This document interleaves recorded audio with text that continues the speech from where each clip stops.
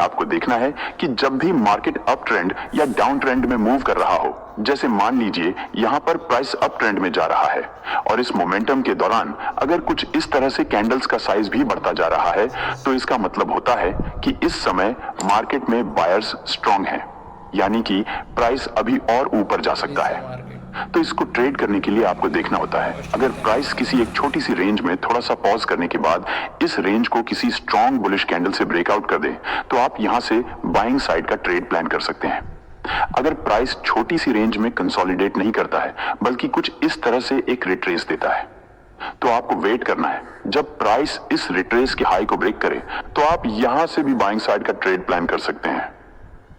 या फिर अगर प्राइस इस तरह से इंक्रीजिंग मोमेंटम के साथ किसी रेजिस्टेंस लेवल पर जाता है और यहां पर अगर प्राइस एक रिट्रेस या फिर थोड़ा सा पॉज होने के बाद इस रेजिस्टेंस लेवल को ब्रेक करता है, तो आप यहां से भी बाइंग साइड का ट्रेड प्लान कर सकते हैं। एग्जाम्पल के लिए आप यहां देख सकते हैं कि प्राइस यहां इंक्रीजिंग मोमेंटम के साथ आया है और इसके बाद यहां एक रिट्रेस दिया है। अब देखें, रिट्रेस के बाद यह कैंडल इस रिट्रेस के हाई को तोड़कर क्लोजिंग कर चुकी है, तो अब हम यहां से बाइंग साइड का ट्रेड प्लान कर सकते हैं। उसके बाद देखें, प्राइस यहां से अपसाइड चला गया है। बिल्कुल सेम यही कॉन्सेप्ट हमारा डाउन ट्रेंड मार्केट के दौरान भी वर्क करता है। अब आइए नेक्स्ट सेटअप को समझ लेते हैं। यानी कि अगर प्राइस अप ट्रेंड या डाउन ट्रेंड में मूव कर रहा है, जैसे मान लीजिए यहां पर प्राइस अपसाइड जा रहा है और अगर इस दौरान कैंडल्स का साइज छोटा हो रहा है, तो इसका मतलब है कि इस समय अप ट्रेंड मार्केट में अब स्ट्रेंथ नहीं है, यानी कि बायर्स वीक होने लगे हैं। इस कंडीशन में आपको देखना है, अगर प्राइस इस तरह से मोमेंटम करते हुए किसी रेजिस्टेंस लेवल पर जाता है, तो वहां पर आपको देखना है कि अगर इस रेजिस्टेंस लेवल पर कोई स्ट्रॉन्ग अपर विक रिजेक्शन कैंडल बनती है और उसके बाद वाली कैंडल्स इस अपर विक रिजेक्शन कैंडल के लो के नीचे क्लोजिंग कर देती हैं, तो आप यहां से रिवर्सल यानी कि सेल साइड का ट्रेड प्लान कर सकते हैं। एग्जाम्पल के लिए आप यहां देख सकते हैं कि यहां पर एक रेजिस्टेंस लेवल है, प्राइस इस रेजिस्टेंस लेवल के पास गया हुआ है।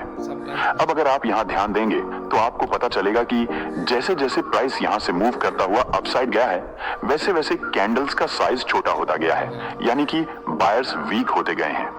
उसके बाद जब प्राइस इस रेजिस्टेंस लेवल पर पहुंचा, तो यह वाली कैंडल इस रेजिस्टेंस लेवल को ब्रेक कर चुकी है, लेकिन सेलर्स ने रिजेक्शन दिया है, जिसकी वजह से यह कैंडल नीचे आकर क्लोजिंग कर देती है। इसका मतलब है कि इस समय अब बायर्स बहुत ज्यादा वीक हो चुके हैं और सेलर्स प्राइस को अपने कंट्रोल में करने की कोशिश कर रहे हैं। अब देखिए, जो नेक्स्ट कैंडल बनी हुई है, यह कैंडल इस अपर विक रिजेक्शन कैंडल के लो के नीचे क्लोजिंग भी कर चुकी है। अब इससे हमें यहां पर पता चलता है कि अब सेलर्स पूरी तरह से प्राइस को अपने कंट्रोल में कर चुके हैं, तो अब हम यहां से सेल साइड का ट्रेड प्लान कर सकते हैं।